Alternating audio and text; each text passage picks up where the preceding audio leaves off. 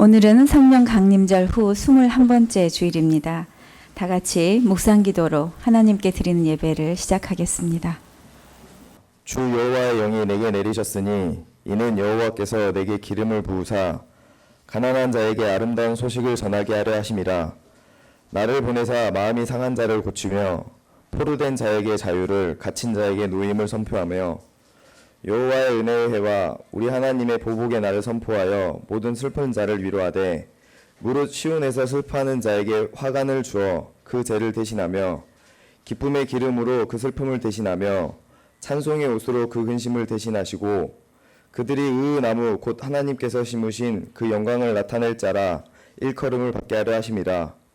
그들이 오래 황폐하였던 곳을 다시 쌓을 것이며 옛부터 무너진 곳을 다시 일으킬 것이며 황폐한 성읍 곧 대대로 무너져 있던 것들을 중수할 것이며 외인은 서서 너희 양떼를 칠 것이요 이방 사람들은 너희 농부와 포도원 지기가 될 것이나 오직 너희는 여호와의 제사장이라 일컬음을 받을 것이라. 사람들이 너희를 우리 하나님의 봉사자라 할 것이며 너희가 이방 나라들의 재물을 먹이며 그들의 영광을 얻어 자랑할 것이니라.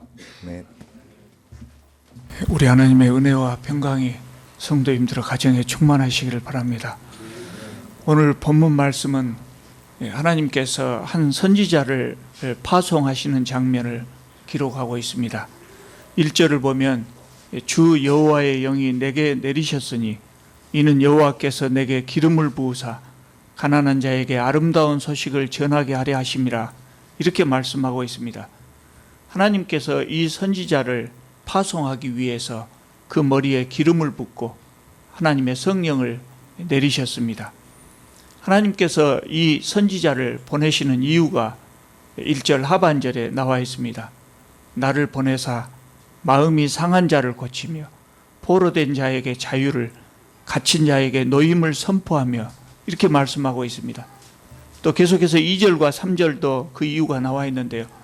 모든 슬픈 자를 위로하고 치료하며 기쁜 소식과 해방의 소식을 알리게 하기 위해서라고 했습니다. 그렇게 해서 그들이 여호와께서 심으신 의의 나무, 즉 하나님의 영광을 나타낼 자가 되게 하시려는 것이라, 이렇게 말씀하고 있습니다. 또 4절을 보면 그 사람들은 오랫동안 황폐하였던 것을 다시 쌓을 것이라고 했습니다. 이스라엘은 주전 587년에 바벨론의 느부갓네살 왕에 의해서 나라가 망했습니다. 나라가 망하면서 많은 사람들이 학살되고 또 바벨론의 포로로 끌려갔습니다. 그리고 예루살렘 성은 철저하게 파괴되어서 아주 황폐한 성읍이 되었습니다. 오늘 본문 말씀은 그런 상황에서 선포된 말씀입니다. 하나님께서 선지자에게 기름을 부어서 파송하시면서 해방의 소식, 기쁨의 소식을 전하라고 하신 것입니다. 그렇게 해방된 이스라엘 백성들은 하나님께서 심으신 의의 나무가 돼서 하나님의 영광을 나타낼 자들이 될 것이라 하는 이런 소식입니다. 그래서 이들이 하나님의 말씀대로 해방이 되어서, 포로에서 해방되어서 다시 자기 땅으로 돌아가고 이스라엘이 망한 후로 오랫동안 황폐하였던 그 성읍을 다시 세웠습니다. 누가복음 4장을 보면 예수께서 고향 나사렛 회당에서 처음으로 설교하실 때 바로 이 말씀을 인용하셨습니다. 그래서 예수께서도 이 사명을 수행하시기 위해서 이 땅에 오셨다는 겁니다. 그때 이스라엘이 어떤 상황입니까? 이스라엘 백성들은 로마의 식민지 생활을 하고 있었고 정치인들에게 억압받고 또 종교 지도자들에게 무시당하고 수탈당했습니다. 절대 다수의 이스라엘 백성들이 아무 희망 없는 그런 시대를 살고 있었습니다.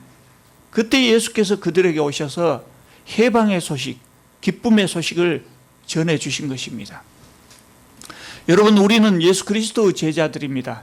그리고 성령을 선물로 받은 하나님 나라의 일꾼입니다.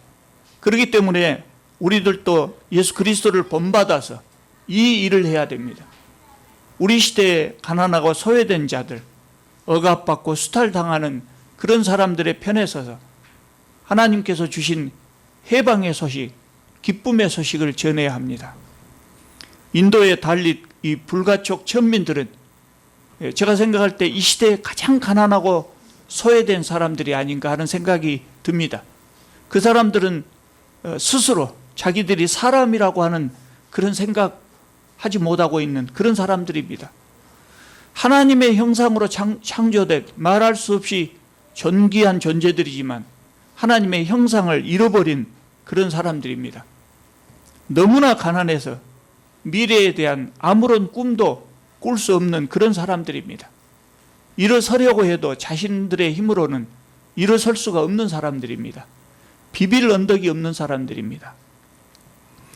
사실 우리도 어렵지만 그들은 우리보다 더 어려운 사람들이기 때문에 그들을 도와야 합니다.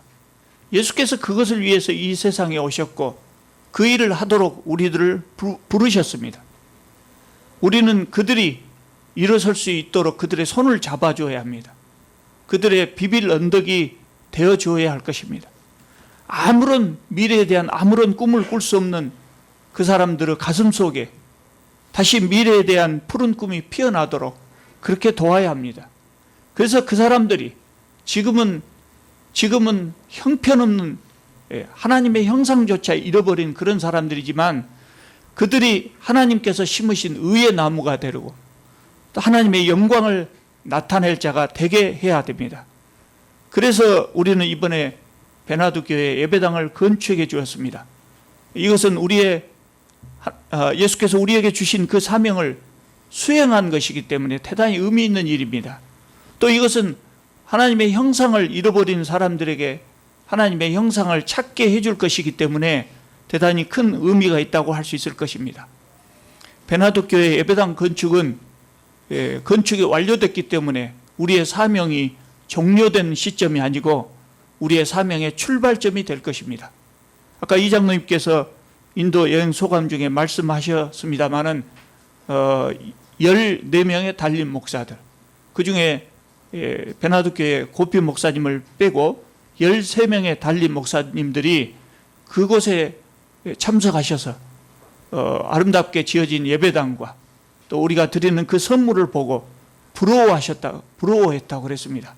지난번에 저한테 말씀하셨을 때는 그 모습이, 그 사람들이 부러워한 모습이 애처로웠다고 그랬습니다. 그래서 할 수만 있으면 그 사람들 모두에게 다 똑같은 선물을 해주고 싶었다고 그랬습니다. 제가 지난번에 장로님이 막 갔다 오셨을 때 그 말씀을 듣고 우리 교회가 빨리 커져야 되겠구나 그런 생각을 했습니다. 물론 우리는 하나님께서 항상 우리에게 주신 분량대로 도울 수 있는 대로 하면 됩니다. 그러나 우리가 그들을 더 빨리 더 많이 도와줄 수 있다면 더 좋지 않겠습니까? 그래서 우리가 베나두 교회 예배당을 건축한 것을 출발점이라고 말씀드린 겁니다.